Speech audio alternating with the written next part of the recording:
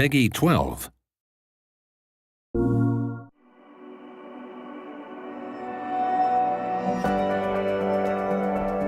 think the biggest reason why Bluepoint is considered the go-to team for most publishers when it comes to remasters is that we do really care. The games we work on, we handpick them. So we only pick projects that we actually truly believe people will want to play. Bluepoint's been around since early 2006, and our first game that we ever shipped was Blast Factor for the PS3. It was the first PlayStation Network game that you could get when the network launched. After that, we had a great opportunity working with Sony Santa Monica on God of War Collection. And from that point forward, it was just step after step. Initially, there were just 2 guys running this. As we grew and our ability to solve problems grew as well, we started to take on bigger projects. We've been very fortunate in that we've worked on games that everyone knows and loves. As we work on each of these titles, we take a small piece of it with us. So regardless of where we go next, we always have that piece that we bring with us from game to game, and it becomes part of the Bluepoint DNA.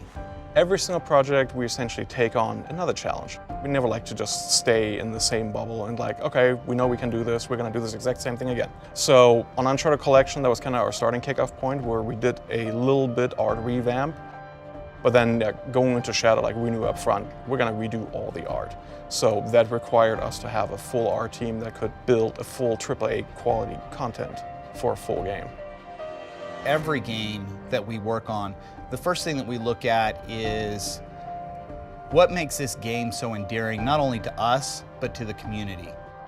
We're essentially dealing with something that we have only played as consumers, and we don't really have a from the ground up knowledge of the design decisions that went into every choice that was made during development on these projects. And so we spend a lot of time going back through design notes and art direction notes so that when we do change something in a game or we do make updates, we're doing it in the style that is best representative for the game rather than just going off and doing something our own. Just to make it our own. And so part of the process that we go through is getting the original up and going and then running parity checks against what the retail version was. Once we've established parity, then we start branching into what kind of improvements, what kind of enhancements do we want to make to this game. There's a lot of deliberate discussion that occurs when we decide this thing needs to be a part of the game. Whether it's an updated control scheme, whether it's subtle changes to color tones or environment. Obviously to us, failure is really never an option, so we always give the best we possibly can on every single title we work on, and I hope everybody enjoys the results.